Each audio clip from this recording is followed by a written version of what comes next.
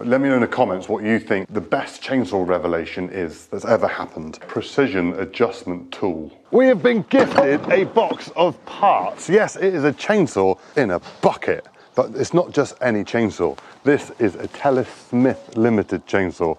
I've never seen one in my life. It looks like Frankenstein's monsters from my research, but it's been given to me in a bucket of bits. So today we're going to try and put it back together and take it from there. We're Machinery Nation and we bring you tool and machinery videos every Tuesday and Friday. So please subscribe. Let's crack on. It weighs like 20 kilos at least, but we'll find out. Right, so welcome to a James's box video. I know, how exciting. First of all, let's get everything out on the bench and see what we've got. There's bound to be something missing. Why would it be in a box of bits? Has someone else been here before and thought they'd have a go and realised, yeah, no, I'm missing loads. The chain, that is amazing already. Oh, just look at that. That is 6 inches across at the end. Mad. Obviously it's sort of two-man as well because you've got handle on the end, because I'm sure everyone would love to hold their hand there. And the chain, you know, obviously the biggest chain that I've been used to is like a 404, but I don't know what that is. That is just humongous. The good news is it's still manipulatable. Manipulable. We'll go with that. Right, bar and chain. Looks great, cool. Engine cowling with some information on which we'll go through in a bit because that's really fun. That's really interesting on there. I've had a read. Carburettor and fuel tank and a throttle cable going somewhere. The fuel, yeah, it's a fuel tank. It's like a dead weight. So, okay, let's do this. Right, we've cylinder, crankcase, flywheel, cylinder, crankcase, flywheel. That's, oh, it goes round. And the gears are turning in here because I believe there's like a proper, like, you know, motorbike sized chain in there. I'm quite excited about this, you can probably tell. Right, move that over there, out of the way. Right, come back to the carburetor and fuel tank, because that is joined onto the handle, which has got the throttle on it. There we go. Good news, there's some bolts in the bottom I found. That was my biggest worry, because I'm sure these aren't going to be metric, are they? What have we got? Oh, clutch cover and oil tank. And one jolly great big bolt to hold on the bar and chain, I'm presuming, in there. Another handle. I'm presuming that's your back handle, is it? So you hold it on, then your trigger goes on. Time will tell. And then lots of little bits. Oh, recoil starter with wire. There's wire. That's not string, not pull cord, not pull rope. That is a pull wire, and it's going in and out. Feeling mildly confident about this. Exhaust port something, presume. Right, so I think first things first is we'll just try and put it back together and see what's missing, because I'm sure there's going to be something missing. But just look at this. It's just massive. I said in that box, it is weighed like 20 kilos. And this is just huge. And the engineering that goes into all of this, just phenomenal. Just amazing. Wow. Right, so story time. A bit more history about the saw, because we've got a lovely serial plate here with all the information on it, which we're very grateful for, otherwise I would not have a clue what this was. So it is Teles. Tell me if I'm pronouncing it wrong, because T-E-L-E-S is Teles?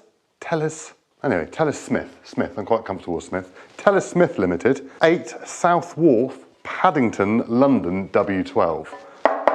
We have something as English. So Google the address, nothing exact came up. It's probably been demolished or something, but it said cafe beside it. Wasn't sure if that was the one, but the road and everything's still there. So I went on Google Street View and had a look around.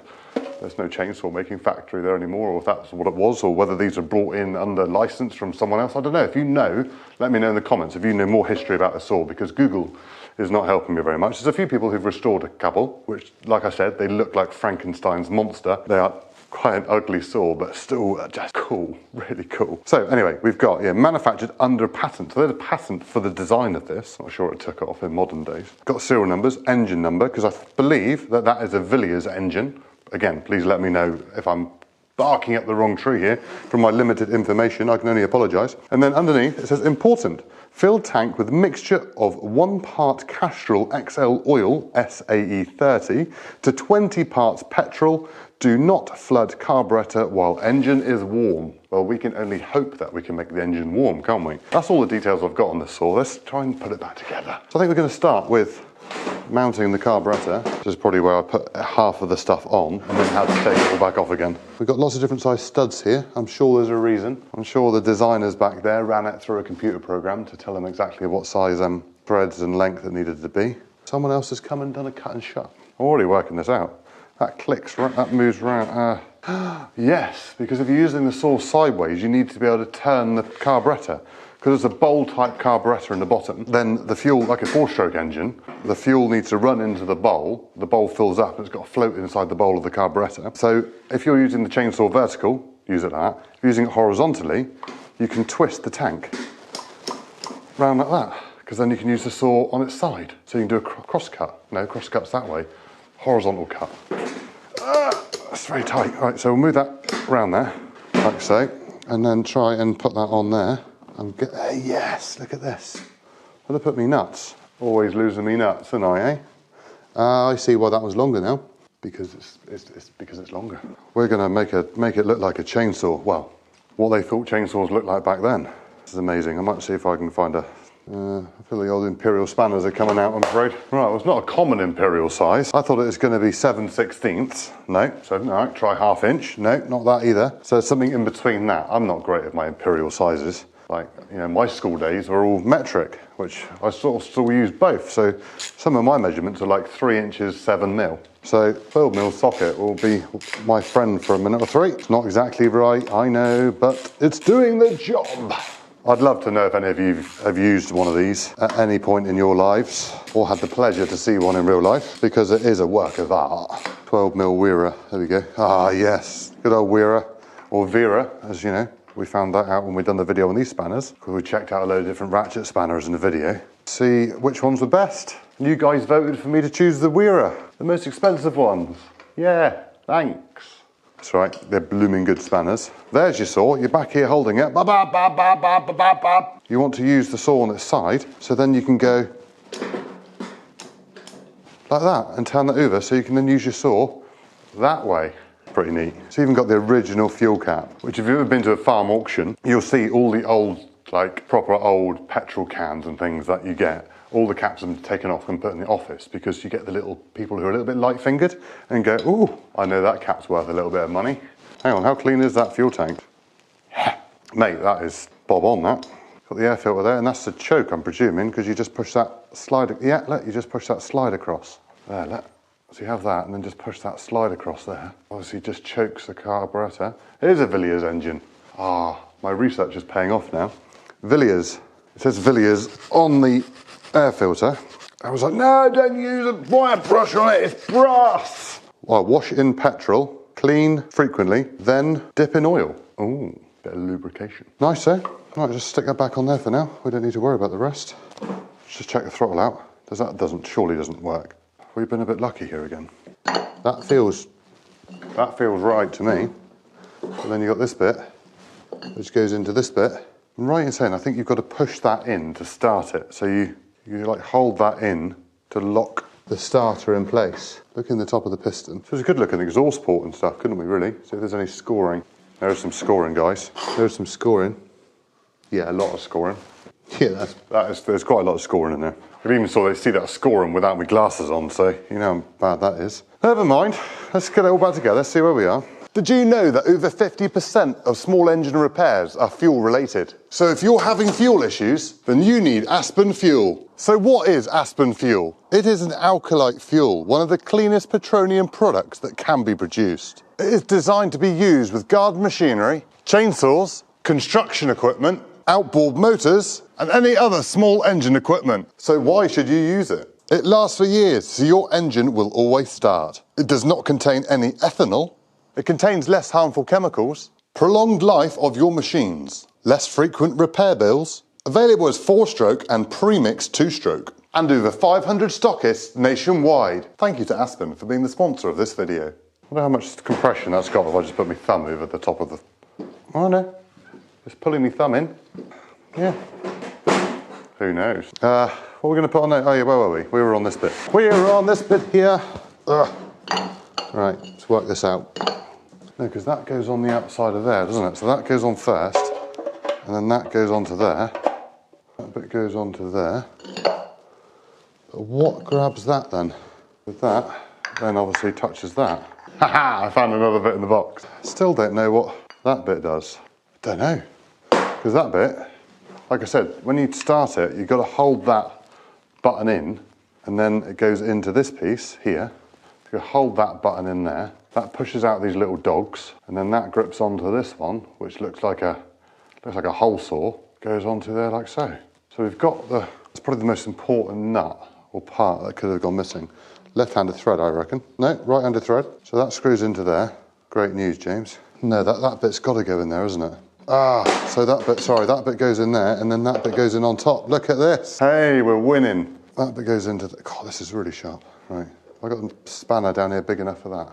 7/8, it's got to be, isn't it? Ah, no, it's bigger than 7/8. That's annoying. Which only means one thing, yeah, get the nut cruncher out. Am I going to have to lock the cylinder for this to do this up? Milwaukee pry bar time, maybe? This is where I snap one of the fins. I know you're saying it as well. Yep, that's 95 Newton meters of torque. We can then pop on this baby. Start her looking like a chainsaw again. Look at the engineering in that, eh? And then I need 2 bolts on the top. Did they get those bolts? Were they kind to me? I think they were. No, they're too small. It's got a wear plate underneath. See? So that's obviously where you set it down on the ground. It's got a wear plate. I wonder if that was original or not. But it saved the saw, whoever done it. So it probably was original. So you can see how that's corroded where it's been sat on the ground. Or are they really long? They could be long because there's some really long bolts in here just now. It's long, but I don't think it needs to be that long. I don't want to go too far in with it. Let's just leave it there for now. I got to say, if I've got to undo that, I'm going to be petrified because at least the recoil starter comes off, like on the outside of it. It's not like the whole cowling is in. I love it when a plan comes together. Is that looking more like a chainsaw or is that looking more like a chainsaw? Perhaps they run out of short bolts, who knows? Back in those days, they just used whatever they could get their hands on, didn't they? It's even got like a little primer on it. Obviously you put that way again, and the little primer's there. So guessing that's to prime the fuel. Carburettor, I reckon that carburettor is worth a pretty penny or two for a few Villiers engine boys. And we were gifted this, which is very kind of them. Here you go, we know you love classic chainsaws. Obviously know nothing about them, but you know, crack on mate, have a go. You know, we'll laugh in the video when we watch it back. Pretty much their very words. Right, let's try the recoil starter. We were sort of down that neck of the woods anyway. That's clever as well because you can pull it from that way or from that way because it's got this like V in the top of it. Whereas obviously modern saws just come out of one hole and you can only pull it from one way. That you can pull from anywhere. I'm gonna say there's a lot of things manufacturers could learn from things years ago. Like quality. Quality would be great. Longevity, sorry, not quality. There's quality saws out there, but stuff that lasts a lot longer. Do you think, what did I say? This is probably like 1940s, 1950s. I don't know exactly. And I'm gonna go with 1948. Let's go with that for now. Where are we now? 2023. So do you think in sort of like 70, 80 years, modern saws are still gonna be around? After doing what this has been, you know, going through what this has probably been through in its life. We haven't got any nuts, so put that there. We are missing a stud up here. I know there is only one way it can go. And that is the way, I believe. Use a pry bar on a modern saw, can you? Yeah, these are a bit warped and twisted here, if I'm honest. And that top one's been buggered about with. Right, so I've got some nuts, I can just knock them about a bit. Hello, I know what might go on here. I got some brass wing nuts, look at them! How cool is that? Which can only mean the recoil starter fails a lot to have to put a wing nut on it. I can't knock them, can I? Yeah, because it's just that one there, needs a bit of a clout. It was built to do this, look. Alright, not that, but there we go. What have you done to the threads, James? You've ruined the thread. See, now it fits perfectly, you see? If in doubt, use a hammer. But does my wing nut still go on? Of course it does. Of course it does. It's just now got like a nylock. It now doesn't undo quite so easily. Here I am just laughing at myself. I can only apologise. Precision adjustment tool. I love this old stuff. I love it when it works as well. To be fair, this thing just is asking for a full restoration, isn't it? But I do love stuff in its working clothes as well. It's all very well having it all nice and shiny, but then you've got to try and keep it shiny. Right, recoil starter on. We can't do that one because the stud's broken and there's a crack in the casting as well. That pulls out, but you've got to hold that in. And now, it turns it over on a wire. I've never seen it with a wire. Ready? God, Jesus, wept. Right, I'm gonna go and have some Weetabix. Put that in and pull. Oh, blimey. Starting to look like a saw. Right, now I've got to work out this handle because I think this bracket that I was wondering where it goes is something to do with that because the holes line up. So I'm probably presuming This is broken off the bottom and the handle doesn't go on anymore. Where does the handle go to then? Where does that go? I have no idea where that goes. What on earth? What, another one? Does that go, does that go on there? Ha ha ha!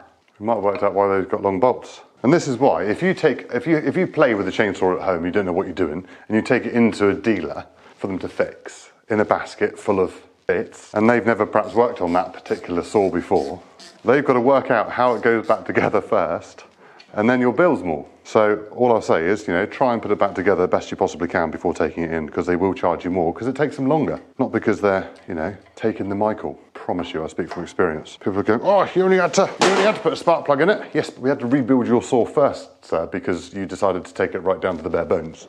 Exhaust, best exhaust in the world. It's just, it's just a U, so it goes on there just to push the fumes away. No silencer, no muffler, nothing else, just goes on there. There we go, see, exhaust installed. Fumes out and turn right. If this can run, it's going to sound amazing. Absolutely amazing. I still cannot work out where that bit goes now. So it's got to be like that, isn't it? Got a hole in there. Let's just do one at a time, James. Tap. Hands there, exhaust there. Yep. We're gaining. We are gaining. We are gaining. Oh yeah. Yeah, it's all lining up now, look. Down, that gives me a little bit more space, but I'm, not going to get a cold left hand, let's put it like that. Jesus wept. Feels heavier than it did when it was in the box. Throttle, too. Throttle's on quite a long lead, so I'm presuming it goes over there. Blind, leading the blind. Right, this bracket here goes on there. Yeah, it does. That supports the air filter. Well, no, I can't when they break in half, actually. And that onto there. Yeah, I can. So you can still get the choke, because then that, obviously you can put the choke on them without the air filter spinning. Time for bar and chain. What a monster. I've never known such a wide chainsaw bar. Obviously I've known longer ones. I'm going to try and get it back onto the sprocket at the top, I guess. Oh, there's not a sprocket, is it? Just solid nose, or whatever they call it. A bit more than 7/32 on there, I believe. Right, pop her on. Right, big old bolt. Undo that one. It does look like the right bolt, like the original bolt though. Oiler is just literally like a dribble bar at the bottom, so you've got your oil pump on the top, haven't you? So you just push that down, surely? Or do you just open it up and it just dribbles down, so that's your breather. Original oil cap, for the reason it's on there. Yeah, so my thoughts are this goes through that hole there, which obviously it does, but... And then on the back, it then tensions into there. Let me know in the comments what you think the best chainsaw revelation is that's ever happened. Mine would be, how chainsaw tensioners have definitely progressed over the years. Side chain tensioners. Not a fan of the quick tensioners. I still like to use a spanner myself, but not this many. And a pair of mole grips, that just seems ridiculous. Ridiculous. Pop it over the sprocket, which looks like it's the original because they were built to last as well. And now pop that little puppy there. Now I haven't got hardly any room, any thread. Whoo! Oh yeah, nearly there. Oh no. Could be a break in there. But this is like 1940s. Chainsaw brakes weren't a thing. And then that's the throttle. I don't think I'm far off with the throttle there, really, if I'm honest. Sure, it sounded just like that, James. We have got a chainsaw, pretty much. How awesome does that look? I know, you get out in the daylight and it just brings the saw alive. The good news is we've got everything on the saw we need. There's a few bits missing, a few questions still to be answered. One being the chain tensioner. I cannot work that out, hence why I've got the droop-de-looply over there. So yeah, we need your help though. Should we just do a sympathetic restore? Should we just see if she can start and get going? Or do we do a full-on restoration? I think she deserves it. Look at her. A saw from the 1940s-ish definitely needs some love and TLC. But the good news is we've got everything we need to do. I just now need your help to let us know what to do next. So please pop that in the comments below. But what an absolute weapon of a saw. But no, thank you very much to Aspen, our sponsor for this video. We're Machinery Nation and we bring you tool and machinery videos every Tuesday and Friday. So please subscribe and click that like video if you enjoyed it. We'll see you in the next one. Cheerio.